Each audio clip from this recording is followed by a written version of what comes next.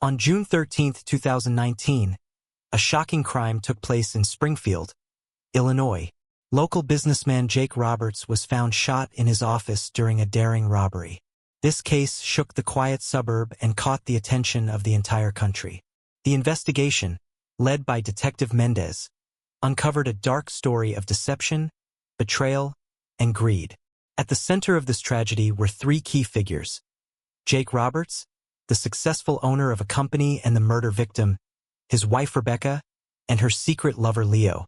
What began as a planned robbery quickly escalated into a deadly game where everyone had their own selfish motives.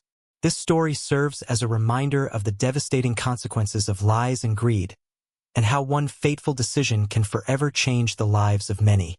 Jake and Rebecca Roberts seemed like the perfect couple in the eyes of Springfield's residents. They had been married for 10 years and were raising two children, 8-year-old Ethan and 5-year-old Lily. Jake was the owner of a successful IT company, Roberts Tech, which he had founded a year after their wedding. Rebecca worked as a teacher at the local elementary school. From the outside, their family life appeared ideal. A beautiful home in a prestigious neighborhood, frequent family vacations, and active participation in the community. However, behind closed doors, things were far from perfect. Jake, absorbed in his work, spent less and less time with his family. He often stayed late at the office, missing school events for the kids and family dinners. Rebecca, on the other hand, felt lonely and unfulfilled. The emotional distance between the couple grew day by day. Their once passionate marriage was slowly turning into a mere formality. Financially, Jake's situation was not as stable as it seemed. Despite outward success, Roberts Tech was struggling. A major contract Jake had been counting on fell through, leaving the company on the brink of bankruptcy. Hiding the truth from Rebecca, Jake went into debt to maintain their usual lifestyle. He was confident that he could quickly solve the problems and get back on track. But as months passed, the situation only worsened. The Roberts' idyllic family life began to crack. Rebecca suspected that Jake was hiding something, but she couldn't uncover the truth. Her attempts to talk to Jake were met with irritation and excuses. Tired of the constant tension and half-truths, Rebecca began to think more and more about changing her life. She craved attention, passion, and understanding, things she was missing in her marriage. And soon, fate gave her the chance to make these desires a reality. Rebecca first met Leo Bradley in late September 2018. She had visited a new gym near the school where she worked to sign up for yoga classes. Leo, a 28-year-old personal trainer, was there. Tall and athletic, with a disarming smile and piercing green eyes, he immediately caught Rebecca's attention. Leo chatted with her and recommended the best yoga classes for beginners. Over the next few weeks, Rebecca became a regular at the gym. She ran into Leo more and more often, and a friendship began to develop between them. At first, they only talked about workouts and exercises, but their conversations soon grew more personal.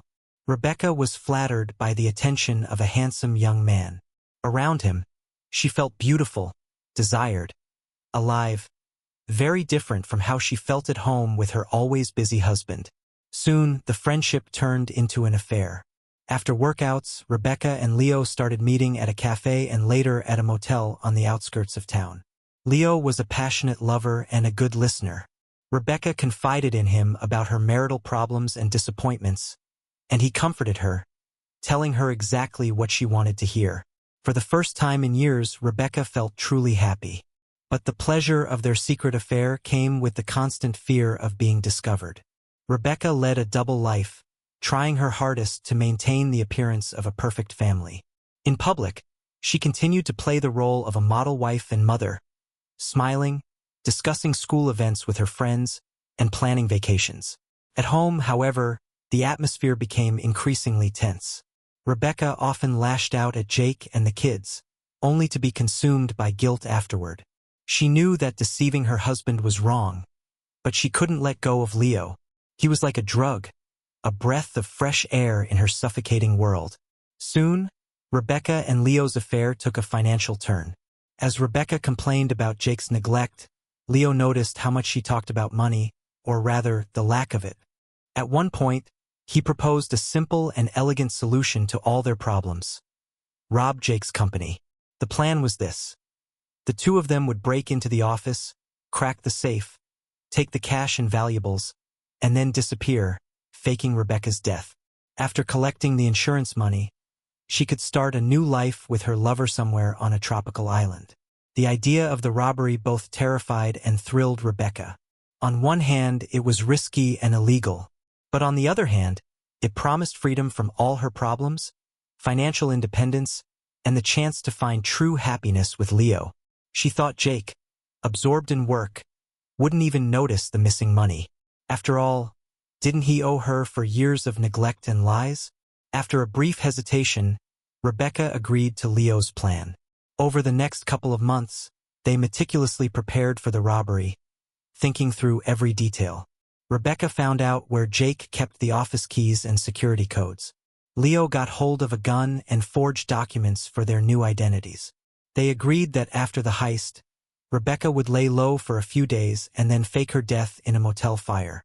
The police and Jake would assume she had fled with the money and perished, closing the case. Meanwhile, Rebecca would secretly leave town and meet Leo, already on their way to a new life. The plan seemed perfect, but the young lovers hadn't accounted for the unpredictability of life and human nature. The robbery was planned for the evening of Friday, June 13, 2019. Rebecca knew that Jake would be staying late at the office that night to prepare documents for an important investor meeting.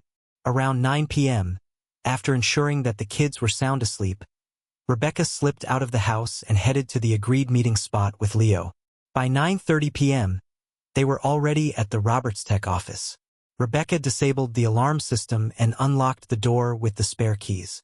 Inside, it was quiet and dark, except for the light coming from Jake's office.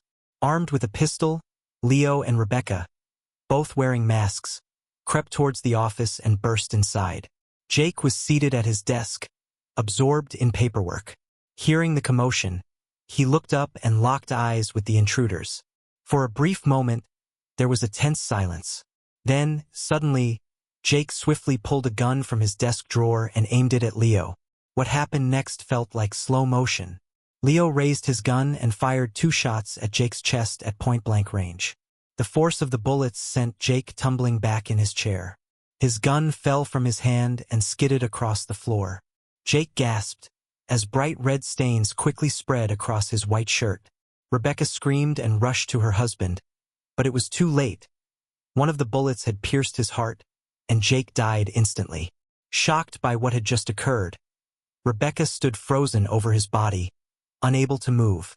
Meanwhile, Leo acted swiftly and coldly. He found the office safe, cracked it open, and stuffed cash and documents into a bag. He then grabbed the dazed Rebecca by the arm and dragged her towards the exit. The next hour passed in a haze.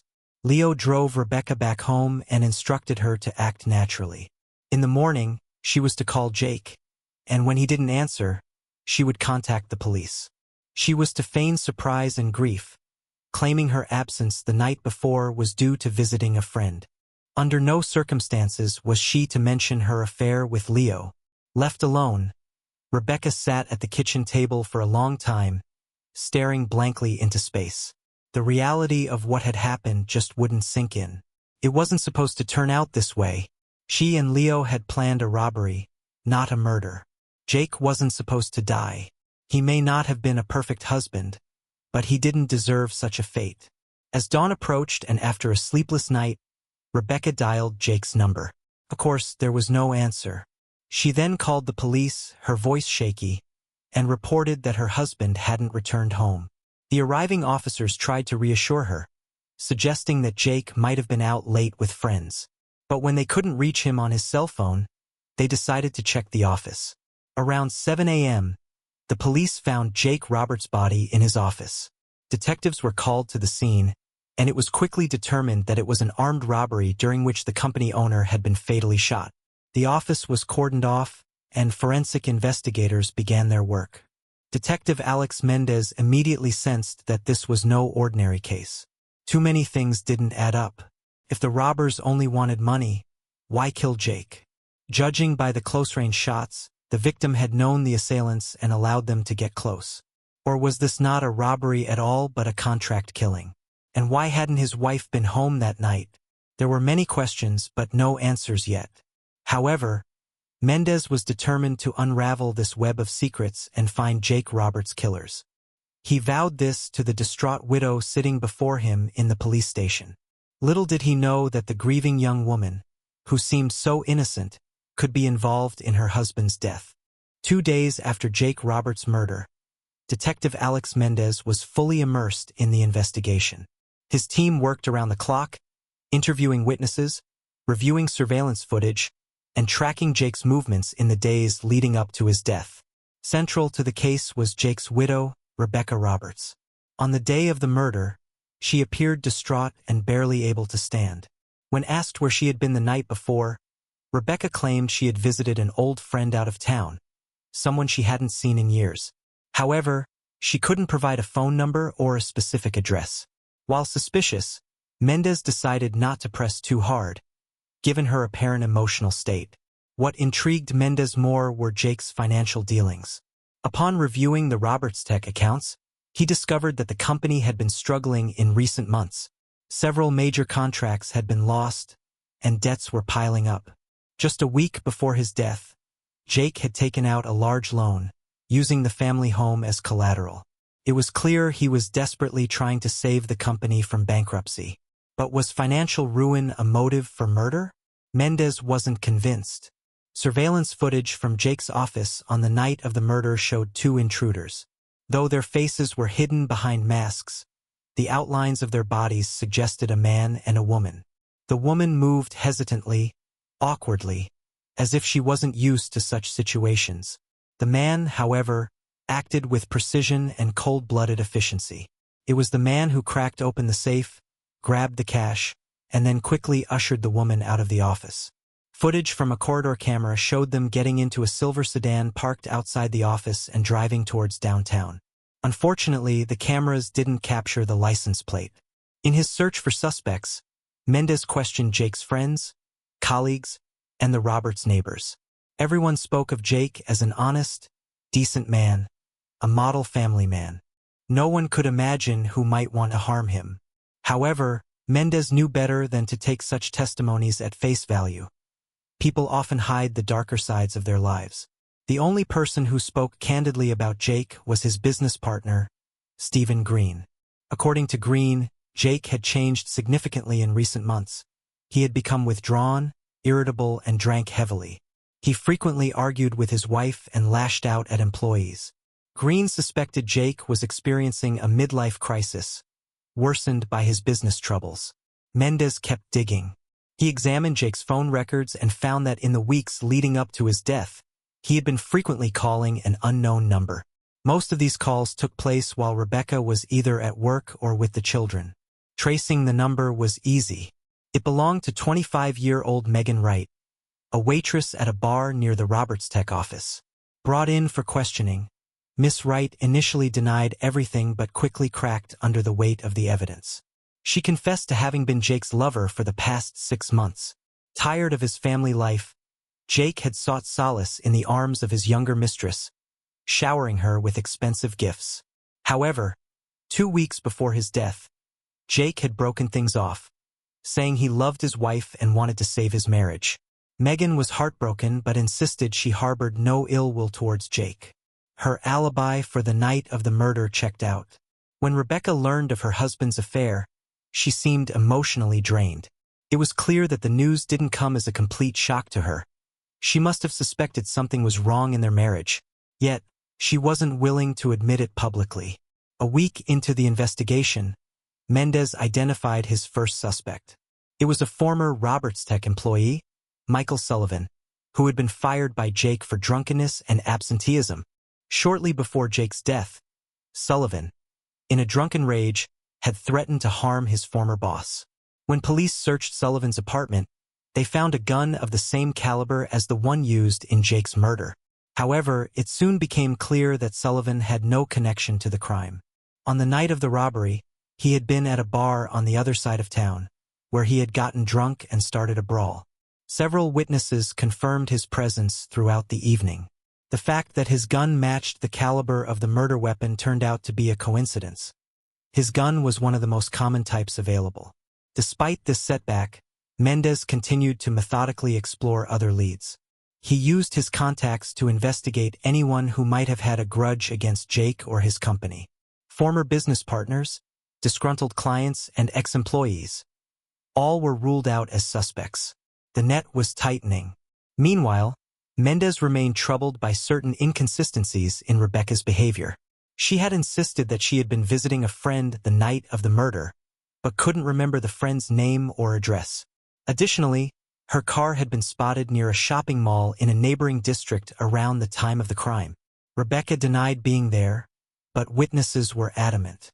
Moreover, Rebecca continued going to work and socializing with friends as if nothing had happened. For a grieving widow, she appeared remarkably composed. When asked about her personal life and relationship with her husband, Rebecca's responses were terse and detached. It was as if she was hiding something. Mendes' instincts told him that the key to solving the crime lay in the Roberts family secrets. And the first of those secrets soon came to light.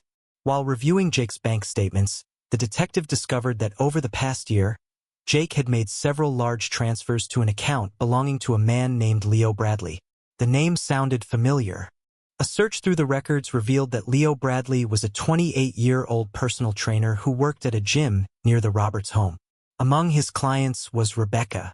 Moreover, over the past few months, Rebecca had been attending sessions 5 or 6 times a week, usually on the nights when Jake had evening meetings. Learning of Rebecca's affair with Leo Bradley, Detective Mendes immediately sensed he was on the right track. He called the lovers in for separate interrogations, hoping one of them would slip up and reveal something. Both, however, stubbornly stuck to the same story. They were just friends, their relationship purely professional, and their private meetings were only to discuss Rebecca's fitness progress.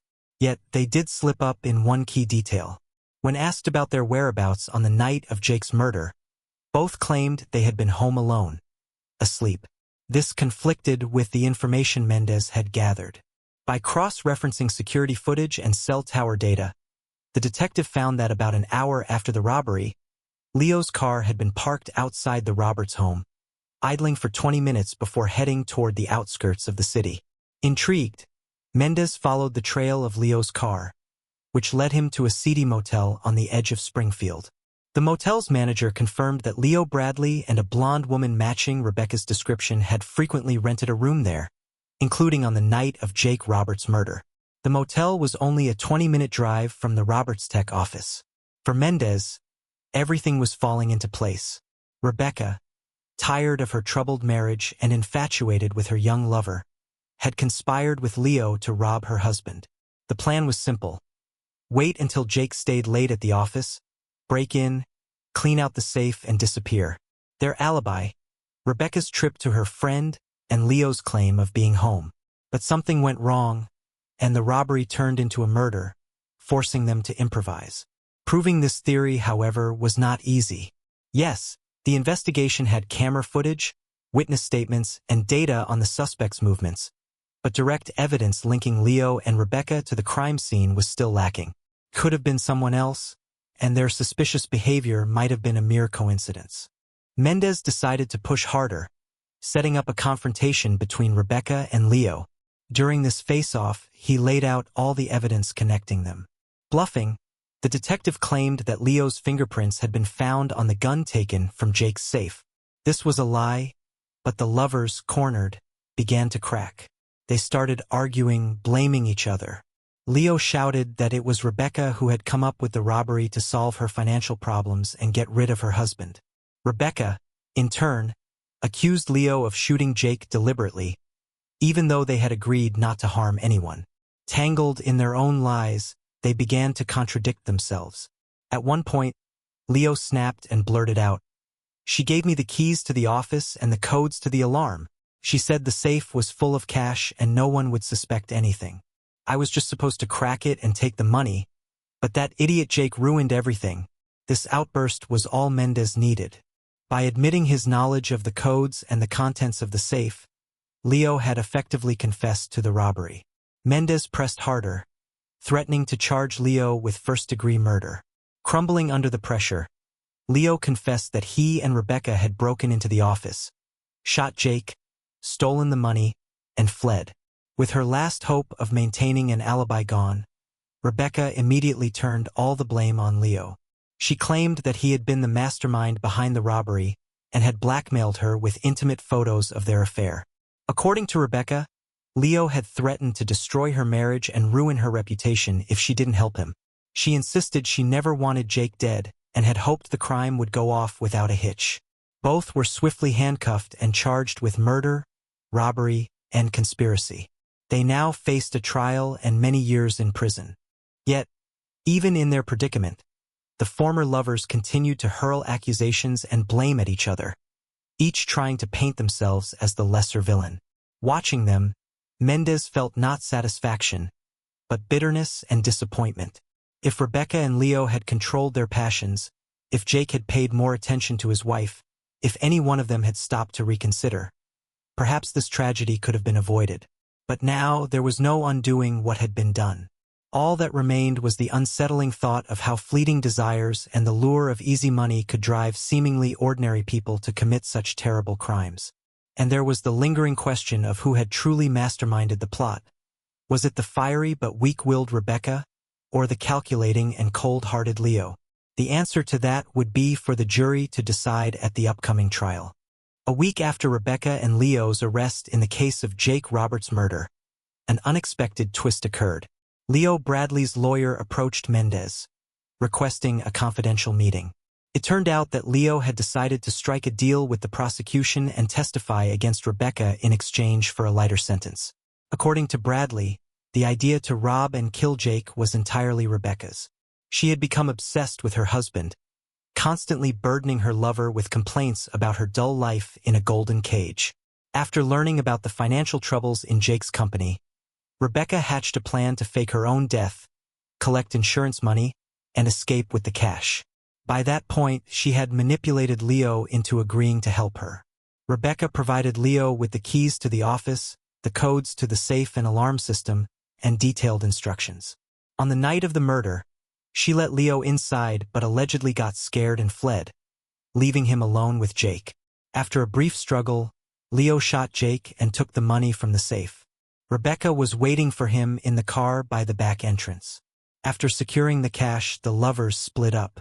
Leo drove Rebecca home, instructing her to act naturally and call the police in the morning. He planned to stash the money and, a few days later, secretly hand it over to Rebecca, who was supposed to stage her suicide and disappear. But everything went awry. As it turned out, Leo had his own plans for the stolen money. Instead of handing the loot over to Rebecca, he stashed the majority of it, intending to leave town alone. He planned to give Rebecca only a small portion, a sort of payment for her services. Leo had no idea that Rebecca was planning to disappear with him. Upon hearing this story, Mendes was conflicted. On one hand, Leo's testimony perfectly fit the crime's narrative and confirmed Mendes' suspicions about Rebecca's role as the mastermind.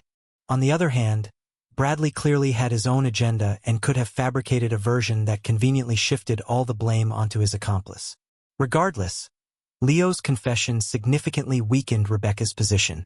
This was especially true when the police found the hidden stash of money, just as Bradley had described. The large sum matched the amount stolen from Jake's safe, and it was the first solid piece of evidence directly linking the lovers to the crime scene. When Rebecca learned of Leo's betrayal, she was furious. She cursed her former lover, calling him a liar and a scoundrel, swearing that she had never planned to kill her husband. According to her, it was Leo who had convinced her to rob Jake, promising easy money and a new life. Rebecca claimed she had naively agreed, unaware that Leo was merely using her for his own gain. Neither Mendes nor the jury at the trial believed in Rebecca's innocence. The prosecution had irrefutable evidence of her involvement in Jake's death, witness statements, material evidence, and security camera footage. Even Rebecca, tangled in her own lies, eventually admitted to participating in the robbery, though she maintained she never wanted Jake dead. The court sentenced Rebecca Roberts to 20 years in prison. Leo Bradley received a lighter sentence, 12 years behind bars, due to his cooperation and full confession. The jury concluded that while Rebecca had planned the robbery, it was Bradley who played the decisive role in Jake's murder. In her final statement, Rebecca tearfully asked for forgiveness from her children and family. She claimed that she truly loved her husband but had made a terrible mistake by falling under Leo's spell and his promises. Rebecca swore she deeply regretted her actions and was ready to face the consequences. However, the sincerity of her words was met with considerable doubt. Leo Bradley, on the other hand, remained defiant. He continued to insist that he hadn't intended to kill Jake and had acted only in self-defense. He even hinted to journalists that there was more to his confession, a conspiracy he couldn't reveal publicly. Bradley seemed to relish the media attention, portraying himself as a victim of circumstance. As the verdicts were read, Rebecca and Leo exchanged final, hate-filled glances. Once passionate lovers, they had now become bitter enemies, ready to tear each other apart. Each saw themselves as the one who had been deceived and betrayed, unwilling to admit their own guilt. Their story was sure to continue, but now behind bars. The murder of Jake Roberts became one of the most sensational cases in Springfield's history, shocking the quiet town and sparking widespread discussion. The police, particularly Detective Mendes, did an extraordinary job unraveling the tangled web of passion, betrayal, and deceit that ultimately led to a deadly robbery.